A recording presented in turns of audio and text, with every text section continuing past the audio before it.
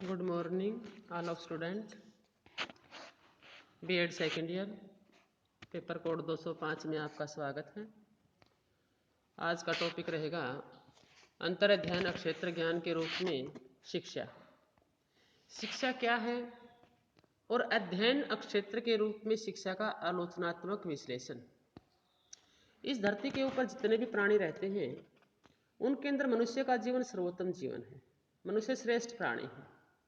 निश्चय ही मनुष्य ईश्वर की सबसे अनुपम रचना है।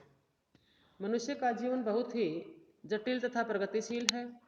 उसके जीवन में दो पहलू, पहला शारीरिक पहलू होता है, दूसरा सामाजिक पहलू होता है।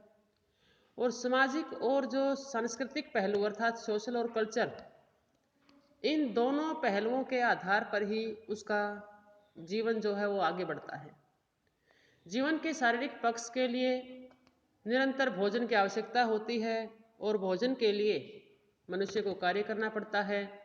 शरीर का विकास तथा दैनिक कार्य दोनों ही भोजन पर निर्भर हैं, परंतु जो कल्चरल और सोशल जो विकास है वो शिक्षा के ऊपर डिपेंड करते हैं। इसी शिक्षा के द्वारा वनस्पति, पशु, अन्य प्राणियों से मानव में जो अंतर उत्पन्न होता है, उसी अंतर को ध्यान में रखते हुए मनुष्य को श्रेष्ठ, सर्वोत्तम अर्थात मनुष्य की अनुपम रचना कहा गया है। मानव और केवल मानव ही एक ऐसा प्राणी है जो शिक्षा को प्राप्त कर सकता है और शिक्षा का सुयोग्य पात्र है। शिक्षा के द्वारा ही वह नए विचारों तथा जीवन के विभिन्न रूपों का आदान प्रदान ग्रहण कर सकता है, अपने विचार दूसरों के सामने प्रस्तुत कर सकता है, दूसरों के विचार ग्रहण कर सकता है, अपनी इच्छा के अनुसार किसी भी मंगल और अमंगल भावनाओं की सृष्टि कर सकता है। शिक्षा के द्वारा वह समस्त संसार पर शासन कर सकता है। इस प्रकार से मनुष्य जीवन की जो प्रक्रिया है वो शिक्षा के साथ ही जुड़ी हुई है। जैसे शारीरिक अर्थ में जीवन की कतिपय आवश्यक अर्थात कुछ जरूरी जो प्रक्रियाएं हैं वो होती रहती हैं, वैसे ही सामाजिक अर्थ में भी शिक्षा के रूप में जीवन की एक आवश्यक प्रक्रिया है। सामान्य जीवन शिक्षा के बिना असंभव है। अब शिक्षा क्या है, उसकी क्या डेफिनेशन है? शिक्षा की बहुत से विद्वानों ने अनेक डेफिनेशन दी हैं, परंतु शिक्षा जो शब्द है उसको किसी परिभाषा की सीमा में बांधना अत्यंत कठिन है।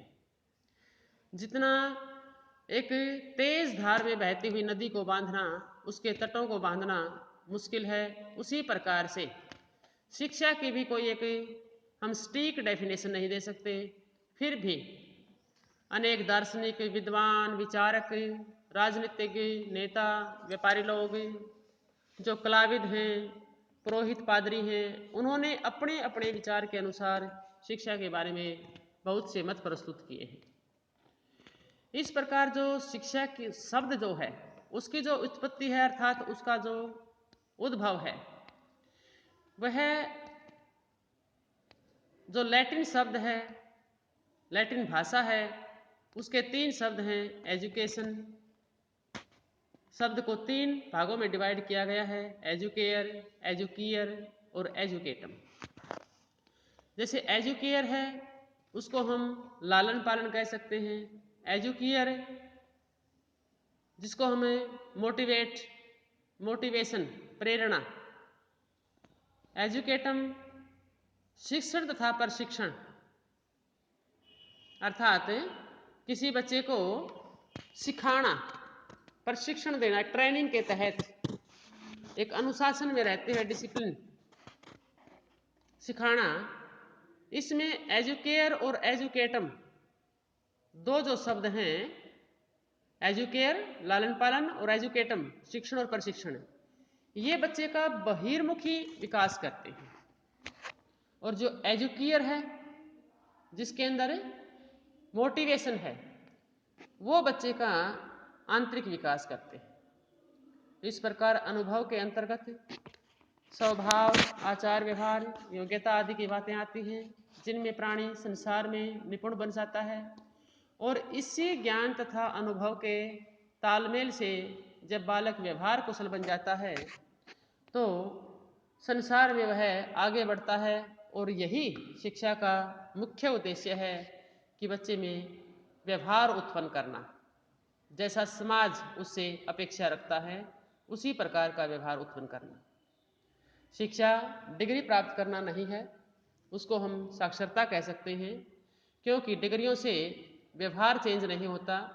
और जब तक कोई भी बच्चा कोई भी कार्य किसी भी प्रकार की शिक्षा ग्रहण करके अपने व्यवहार में परिवर्तन नहीं करता, तब तक उसे हम शिक्षा नहीं कहते। इसी शिक्षा के अंदर कई प्रश्न उठते हैं, जैसे शिक्षा क्या नहीं है, शिक्षा केवल क्या नहीं है, शिक्षा क्या है। अब शिक्षा क्या नहीं है? शिक्षा चाहे कुछ भी हो, परंतु साक्षरता नहीं है। अभी मैंने आपको बताया कि केवल डिग्रियां प्राप्त करने को हम शिक्षा नहीं कहेंगे, क्योंकि डिग्रियां प्राप्त करने से लोगों का व्यवहार नहीं बदलता। यहाँ पर जो विद्यार्थी ज्ञान को रटकर कुछ उत्तर पुस्तिकाओं के अंदर उसे उगेल देते हैं और एक सर्टिफिकेट प्राप्त कर लेते हैं, उसको हम साक्षर तद उन्होंने प्राप्त कर ली, परंतु शिक्षा उसे हम कदापि नहीं कहेंगे। तो यहाँ पर साक्षरता और शिक्षा में काफ़ी अंतर है। इसी प्रकार शिक्षा केवल क्या नहीं है, केवल क्या नहीं है। शिक्षा एक विस्तृत शब्द जिसके अंदर मानव जीवन के प्रत्येक पहलू, जैसे मानसिक है, सामाजिक है, आर्थिक है, नैतिक है, यानी कि सर्वांगीण विकास शिक्षा के अंदर आता है। परंतु कुछ लोग ऐसे हैं जो शिक्षा के एक भाग को ही शिक्षा समझते हैं, जैसे कुछ ऊपर बताया कि पढ़ लिख कर प्रश्नों को रटकर परीक्षाओं में उगेल कर डिग्रियां प्राप्त कर लेना शिक्षित होना है। प्राचीन काल में स्पार्टा के लोग शिक्षा को इस प्रकार परिभाषित करते थे कि शिक्षा वह है जो व्यक्ति को प्राकृतिक प्रकोपों से बचाने की क्षमता प्रदान करती है। जिस प्रकार से प्रकृति के अंदर पहले बहुत सी बाढ़ आती, सूखा पड़ता, जो जंगलों में आग वगैरह लग जाती, फसल बर्बाद होती, उससे जो आर्थिक स्थिति कमज़ोर होती और लोगों पर जो कहर बरसता, उस समस्या का समाधान करना ही शिक्षा समझा जाता था। जो व्यक्ति उन समस्याओं से उबर जाता था वह शिक्षित कहलाता था। इस परिभाषा का जन्म इसलिए हुआ कि जो स्पार्टा प्राचीन समय में एक यूनानी नगर राज्य जिसको हम ग्रीक बोलते हैं, उसके चारों ओर शत्रुओं ने उसे घेरा हुआ था। कभी किसी और से कोई शत्रु स्पार्टा पर आक्रमण करके लूटपाट कर जाता और कभी किसी दूसरी ओर से अन्य शत्रु। तो इस प्रकार स्पार्टा के लोगों के सामने दो ही विकल्प रहते, या तो किसी पड़ोसी राज्य की अधीनता स्वीकार कर लें या स्पार्टा के लोगों को इतना हष्ट पुष्ट बनाएं कि शस्त्रों का प्रयोग सिखाएं। और इस प्रकार से अपने परिस्थितियों में परिवर्तन लाने के लिए उन्होंने अपने ही लोगों को ये ट्रेनिंग देनी शुरू कर दी कि शत्रुओं से रक्षा करने के लिए हमें वीर हष्ट पुष्ट होना जरूरी है।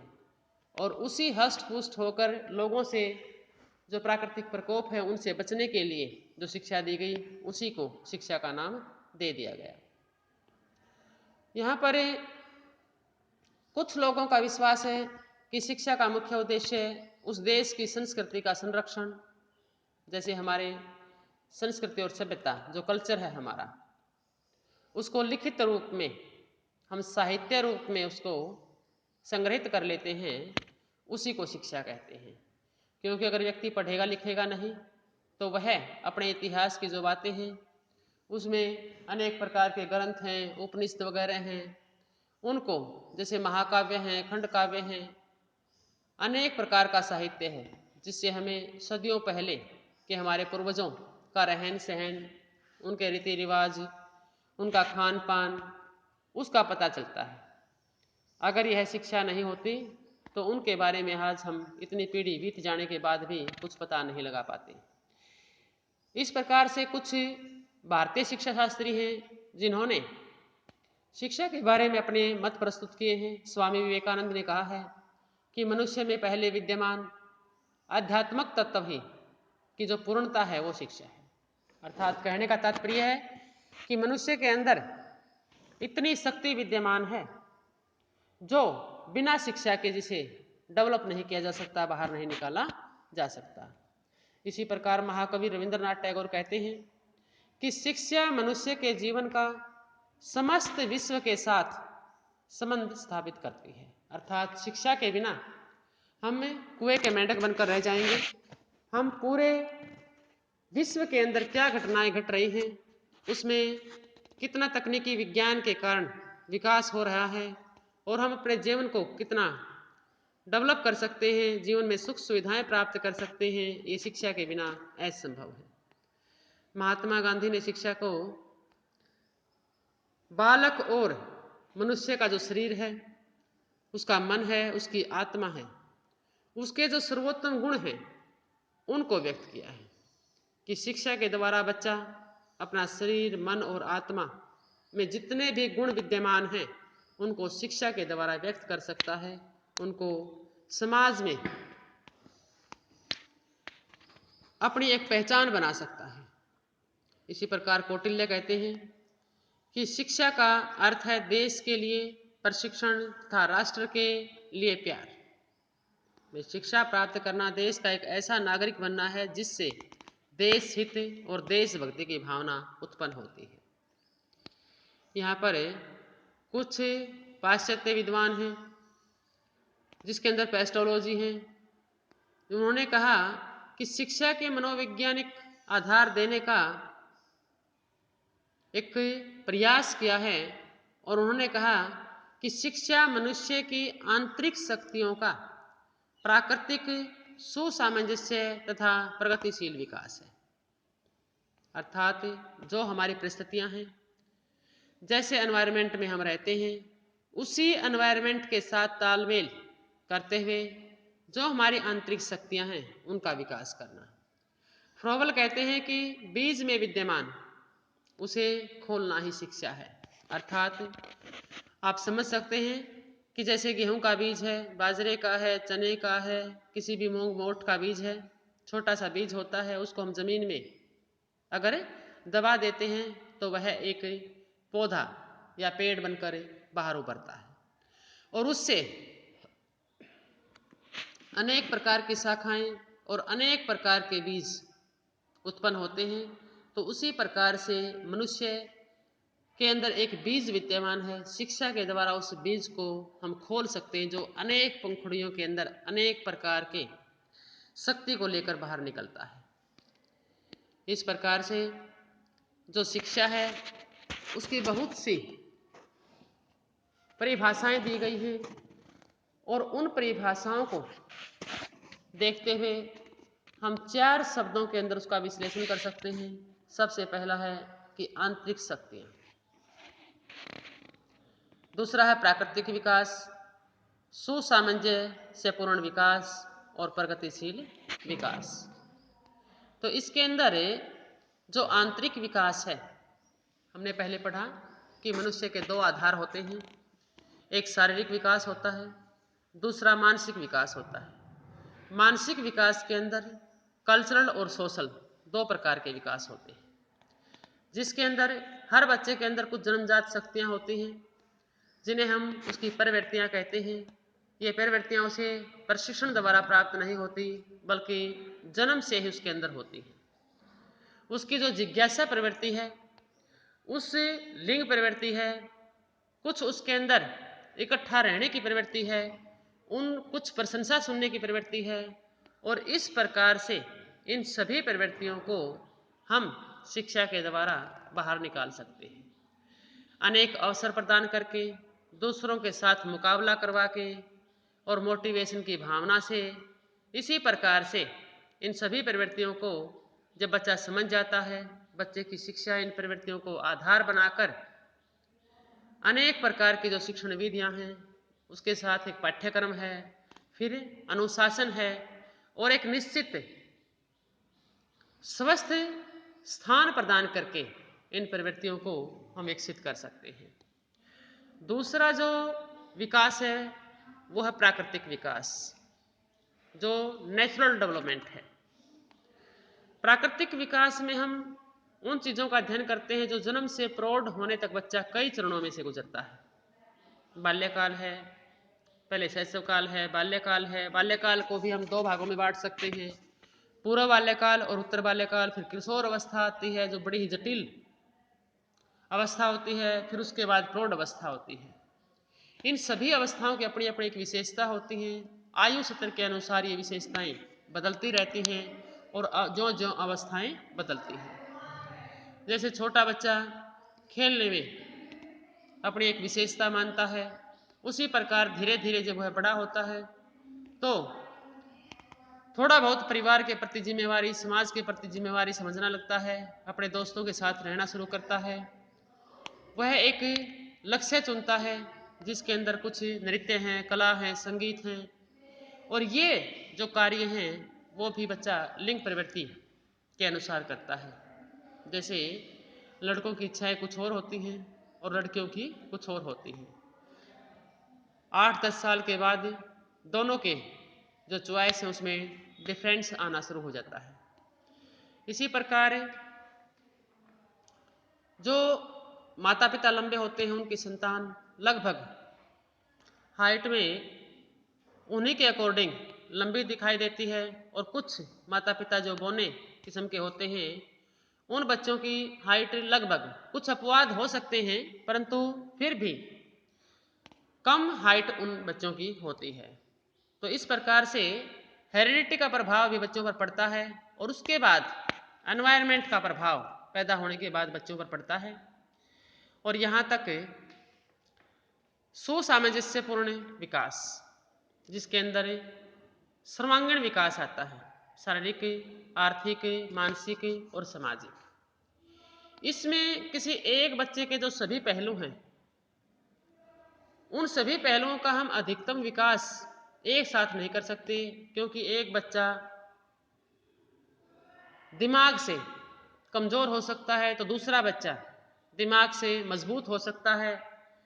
यहाँ पर शंकराचार्य के समान, करुणा महात्मा बुद्ध के समान और धन बिरला डालमिया जितना हो, ये सारी जो चीज़ें हैं वो एक बच्चे में हम लक्ष्य की प्राप्ति के लिए उसके व्यक्तित्व के विभिन्न पहलू जिनकी उचित मात्रा में विकास हो सके उसे सुसामंजस्यपूर्ण विकास कहेंगे। यहाँ पर जो प्रगतिशील विकास है उस विकास में जो प्रवृत्ति का स्तर होता है, जो तार्किक स्तर होता है, जिसमें आध्यात्मिक स्तर भी आते हैं, इस प्रकार के जो स्तर होते हैं उन स्तरों को डेवलप करना प्रगतिशील विकास होता है। प्रगतिशील विकास का अर्थ है प्रवृत्ति स्तर से अंतिम स्तर तक पहुंचना है, उसे पशु स्तर से उठाते हुए आध्यात्मिक स्तर तक पहुंचाना है। मनुष्य के अंदर दोनों प्रकार की प्रवृत्ति होती है, जिसमें मानव प्रवृत्ति और पशु प्रवृत्ति। जिस शिक्षा के द्वारा, जिस अध्ययन के द्वारा, जिस व्यवहार में परिवर्तन करते हुए हम पशु प्रवृत्ति को दबा देते हैं और उसकी मानव प्रवृत्ति को उभार कर बाहर लाते हैं, उसको विकसित करते हैं। इस प्रकार से ये शिक्षा के 4 स्तर थे जो मनुष्य के अंदर विकसित किए जाते हैं। और शिक्षा सबसे पहले तो उसके अंदर तार्किकता उत्पन्न करती है, तार्किक शक्ति का विकास होता है, बाद में आध्यात्मिक शक्ति का विकास करती है। इसे ही प्रगतिशील विकास कहा जाता है। तो ये था आपका आज शिक्षा क्या है। शिक्षा की विभिन्न विद्वानों ने, विभिन्न अनेक आलोचनात्मक विद्वानों ने, दार्शनिकों ने, पादरियों ने क्या क्या परिभाषाएं दी, उन्होंने अपने मत में बांधने की कोशिश की है। परंतु आपको यहाँ बताया गया कि शिक्षा का स्तर व्यापक है, उसको किसी डेफिनेशन में नहीं बांधा जा सकता, सिर्फ उसको समझने के लिए कुछ शब्दों का प्रयोग किया जा सकता है। तो आज के लिए इतना ही स्टूडेंट्स, धन्यवाद।